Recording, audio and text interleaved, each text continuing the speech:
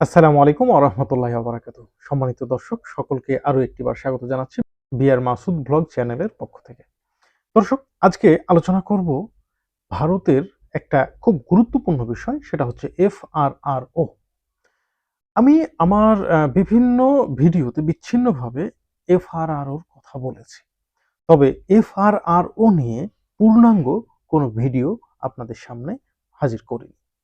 তো এর জন্য আমি দেখতে পেয়েছি বিচ্ছিন্নভাবে অনেক কমেন্টস আমার চ্যানেলে এসেছে, যেখানে স্পষ্টভাবে বলা হয়েছে যে ভাইয়া এফআরআরওটা কি।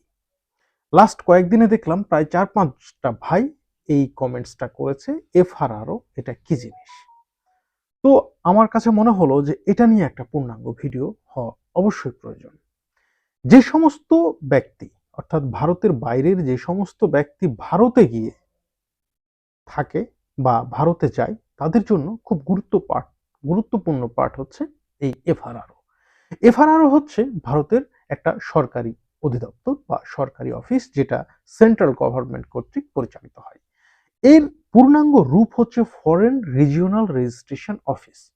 অর্থাৎ ভারতে যে সমস্ত ফরেনাররা যায়, সেই সমস্ত ফরেনারদের ব্যক্তিগত শুধু নয়, তাদের সার্বিক দেখাশোনা করার দায়িত্বটা হচ্ছে এই এফআরআরও। অর্থাৎ ভারতে অবস্থানরত সকল পর্যটক বা বিদেশি নাগরিকদের সহযোগিতার জন্য, সকল ধরনের সহযোগিতার জন্য যে সংগঠনটি কাজ করে, সেটি হচ্ছে এফআরআরও। কি কি ধরনের সহযোগিতা করে? আপনি যে কোনো ধরনের প্রবলেমে পড়লে, কি ধরনের প্রবলেম হতে পারে?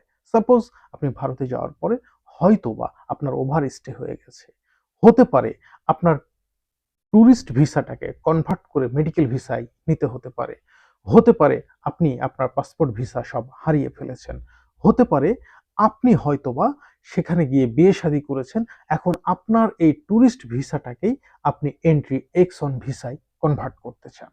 এই ধরনের সমস্ত কিছু দায়িত্বগুলো হচ্ছে এফআরআর ওর আন্ডারে।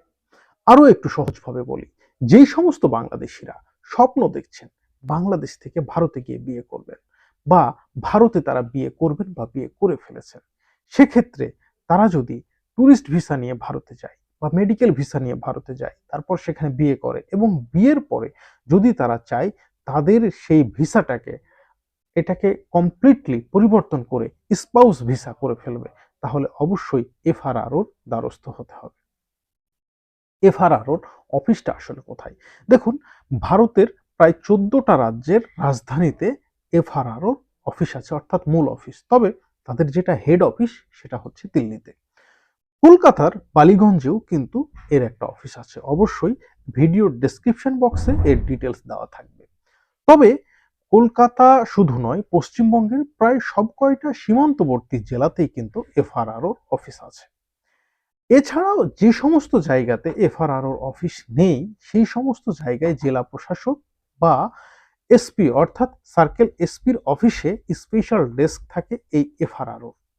অর্থাৎ আপনি ভারতের যেখানেই যান না কেন, আপনার যদি মনে হয় যে আপনার এফআরআরওর সাহায্য প্রয়োজন, তাহলে আপনি যে ডিস্ট্রিক্টে অবস্থান করছেন সেই ডিস্ট্রিক্টের যে ডিস্ট্রিক্ট কমিশনার আছে বা তাদের কালেক্টরেট আছে সেখানে, অথবা এসপি অফিসে গেলেই আপনি সেখানে একটা স্পেশাল বুথ পাবেন বা স্পেশাল ডেস্ক পাবেন, যেখানে এফআরআরওর সার্ভিস দেওয়া হয়।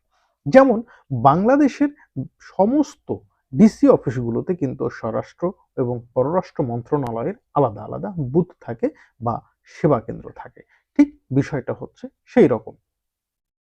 সাধারণত আমরা যেটা জানি যে পশ্চিমবঙ্গের এবং মেঘালয়ের, ত্রিপুরার, অর্থাৎ বাংলাদেশের সাথে যে সমস্ত সীমান্তবর্তী জেলাগুলো আছে, এই সমস্ত সীমান্তবর্তী জেলাগুলোর প্রায় প্রত্যেকটা অংশেই তাদের একটা করে এফআরআরও অফিস আছে। যেমন আমরা যদি বলি, তাহলে অবশ্যই কলকাতা তো অবশ্যই আছে। কলকাতার সাথে উত্তর 24 পরগনা, দক্ষিণ 24 পরগনা, নদিয়া, মুর্শিদাবাদ, মালদা, উত্তর দিনাজপুর, শিলিগুড়ি, এই সমস্ত প্রত্যেকটা জেলাতে, অর্থাৎ যেখানে পর্যটকদের আনাগোনা বেশি, সেই সমস্ত জায়গাতেই আছে। এছাড়াও মহারাষ্ট্রের মুম্বাই, এছাড়াও গোয়া, পানাজি, তারপরে কর্ণাটকা, ব্যাঙ্গালোর, ইভেন ম্যাঙ্গালোরেও পর্যন্ত এর অফিস আছে। দিল্লিতে তো আছে হেড অফিস। এছাড়াও দিল্লির আশেপাশে হরিয়ানাতে, উত্তরপ্রদেশ, অন্ধ্রপ্রদেশ সব জায়গাতেই কিন্তু এদের একটা করে অফিস আছে। মোটামুটি 14টা রাজ্যে পূর্ণাঙ্গ অফিস আছে। এছাড়া সাব অফিস প্রত্যেকটা রাজ্যের প্রত্যেকটা জেলাতেই দেওয়া আছে। এখন কলকাতার যে সমস্ত অফিসগুলো আছে, এই সমস্ত অফিসগুলো আপনাকে কিভাবে সেবা দিবে? অনেকে হয়তো মনে করেন যে সরাসরি ইন বডি হাজির হলে আপনি সেই সেবাটা নিতে পারবেন। আসলে আপনাদের ধারণাটা ভুল। এফআরআরও কিন্তু প্রথমত প্রাইমারি কাজ করে তারা অনলাইনের মাধ্যমে, অর্থাৎ অনলাইন বেসিসে আপনাকে আবেদন করতে হবে। তারপর আপনি আপনার হার্ড কপি নিয়ে সেখানে দেখা করতে পারেন। বিশেষ করে অনেক বাংলাদেশী আছে যারা জানে বা মনে প্রাণে হয়তো বিশ্বাস করে বাংলাদেশ থেকে সরাসরি যদি সড়ক পথে পাকিস্তান যেতে চায় তাহলে হয়তো যাওয়াটা অসম্ভব। আসলে তাদের এই চিন্তাটা অবান্তর নয়, তবে এই চিন্তাটা কিছুটা হলেও আবার অবান্তর। যেহেতু ভারত বাংলাদেশিদেরকে পাকিস্তান যাওয়ার জন্য কোনো প্রকার ট্রানজিট ভিসা দেয় না, ইভেন নেপাল ভুটান যাওয়ার জন্য ট্রানজিট ভিসা দিলেও সেটাও অনেক ক্ষেত্রে অমাবস্যার চাঁদ হয়ে যায় বলেই আমরা মনে করি।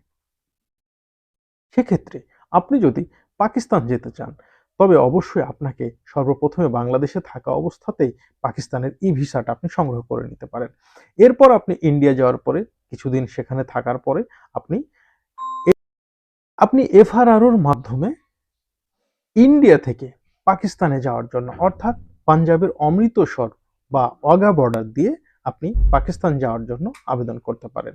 আর এক্ষেত্রে আপনার একমাত্র সহায়ক হচ্ছে অবশ্যই এফআরআরও। তবে সেক্ষেত্রে শুধু কলকাতা অফিসে আবেদন করলে হবে না, অবশ্যই আপনাকে আপনার সমস্ত পেপারস কমপ্লিট করে সরাসরি দিল্লি অফিসে যোগাযোগ করতে হবে।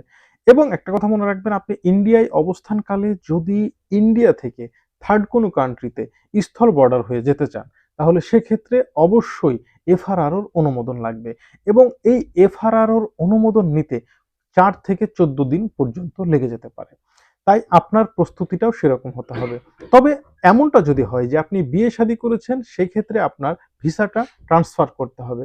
সেক্ষেত্রে এর টাইমটা অনির্দিষ্টকালের জন্য, অর্থাৎ এই মুহূর্তে যদি আপনাকে বলি তাহলে বলতে হবে যে বিগত ফ্যাসিস্ট স্বৈরাচার পতনের পরে এক প্রকারে কিন্তু এফআরআরও সার্ভিস বাংলাদেশিদেরকে দিচ্ছে না বললেই চলে। আর পাকিস্তানের সাথে যেহেতু এই মুহূর্তে তাদের ভিসা দেওয়া নয়, বন্ধ হয়ে গেছে, সুতরাং আপনি এখন চাইলেও কিন্তু ভারতের ভূখণ্ড ব্যবহার করে কোনো বাংলাদেশি পাকিস্তান যেতে পারবে না। তবে ভারতে অবস্থানরত অন্য যে কোনো দেশের নাগরিকরা তারা চাইলে এফআরআরও ব্যবহার করে স্থল বর্ডার দিয়ে, অর্থাৎ অগাধ সীমান্ত দিয়ে পাকিস্তান পর্যন্ত যেতে পারে। তো এই ছিল এফআরআরও নিয়ে আমার আজকের আবেদন, আমার আজকের নিবেদন। কেমন লাগলো অবশ্যই কমেন্টস করে জানাবেন। সকলকে ধন্যবাদ। আসসালামু আলাইকুম।